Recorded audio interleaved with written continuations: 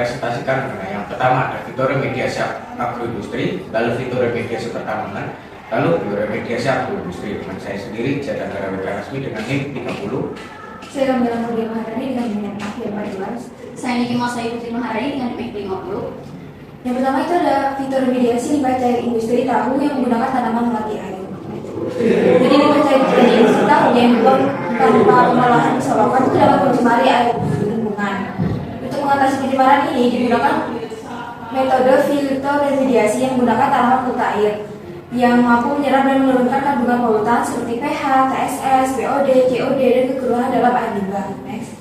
Untuk metode uji biotanya sendiri yaitu untuk penyiapan uji toksitasnya menggunakan limbah cair tahu yang mana kandungannya itu ada 75% limbah dan 25%-nya itu air bersih. Kemudian menyiapkan media tanam seperti hidroton, kerikil, kemudian menyiapkan tanaman melati air dengan berat 300 gram, 400 gram, dan 500 gram.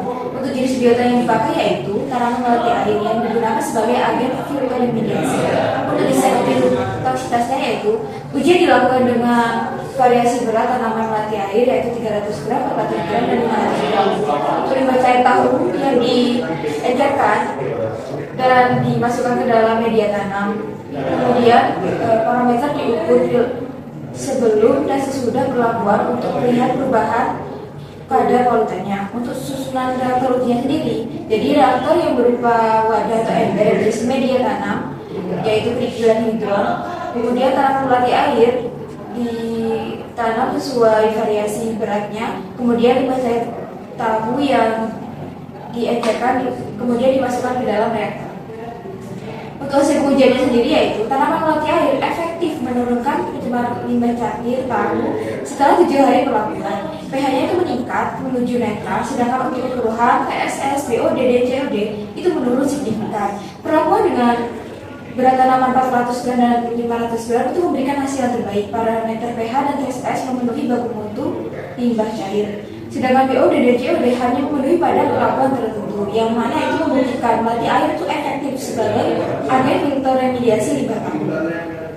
Jadi untuk kesimpulannya, tanaman melati air itu efektif untuk menurunkan pH, kekeruhan, TSS, BOD, dan COD pada limbah cair tahu. Meski tidak semua parameter memenuhi baku mutu Permen LHK nomor 5 tahun 2016. Metode ini tetap layak dikembangkan sebagai solusi pengolahan limbah ramah lingkungan. Fitur remediasi Fe dan Mn pada air asam tambang batu bara menggunakan eceng gondok. Air asam tambang merupakan limbah dari reaksi kimia yang berada di pertambangan yang menyebabkan pH air sangat rendah dan tingginya kandungan logam berat seperti Fe dan Mn. Next.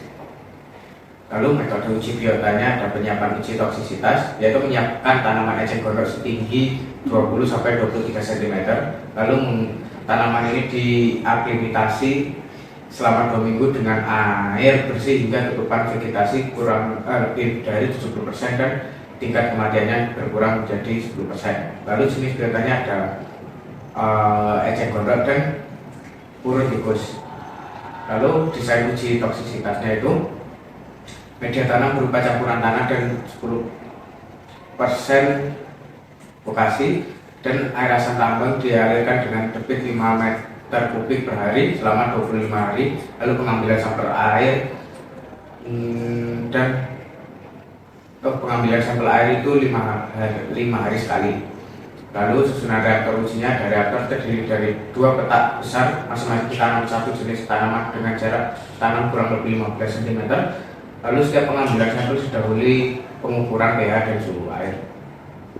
Hasil pengujiannya, fitur remediasi selama 25 hari menggunakan eceng gondok dan purun tikus pada lahan basah buatan pH air asam tambang naik menjadi dari 3,20 menjadi 5,31. Lalu untuk faktor konsentrasinya API tertinggi tercatat sejumlah 1.701 yang menggunakan eceng gondok dan 1.010 menggunakan purun tikus.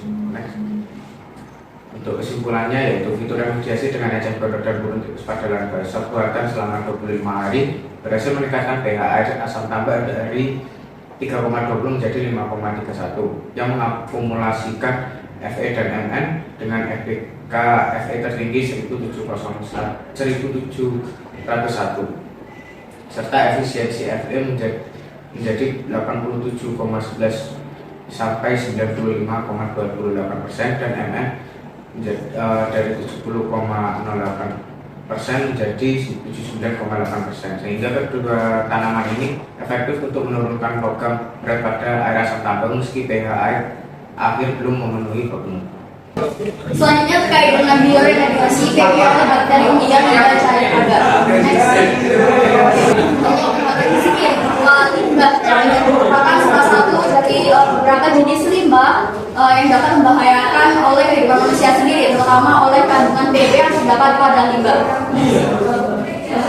Sebagai langkah uji pada pengujian limbah sendiri, kita menggunakan beberapa jenis metode. Yang pertama, isolasi. Isolasi sendiri itu kita mengambil sampel PB dari air, kemudian kita isolatkan kepada media agar. Kemudian dari media agar sendiri kita akan menguji efektivitasnya dengan inokulasi membandingkan 1:10, di mana 1 sendiri adalah hasil isolasi PB dan 10 sendiri merupakan cairan dari bahan untuk inokulasi dari sampel PB sendiri.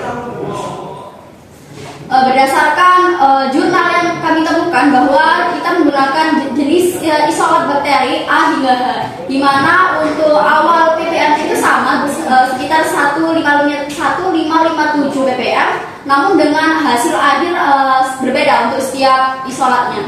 Kemudian untuk efisiensi sendiri itu kita menemukan 3 poin berbeda pada setiap sampelnya. Awalnya pada E, F, dan H.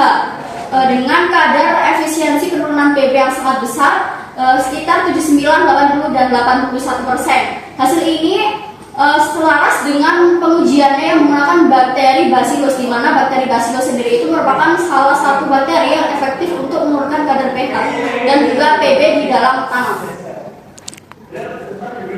Oke, dari kesimpulannya sendiri dapat disimpulkan dari sampel isolat A hingga H dapat disimpulkan bahwa bakteri Bacillus itu sangat efektif untuk menurunkan kadar yang berbahaya pada tanah, terutama PB, dengan kandungan penurunan sebesar sekitar 79, 80, dan 81, sehingga hasil akhir dari PB sendiri dapat sesuai dengan baku mutu yang diterapkan oleh pemerintah Republik Indonesia. Sekian dari presentasi kelompok 6. Wassalamualaikum warahmatullahi wabarakatuh.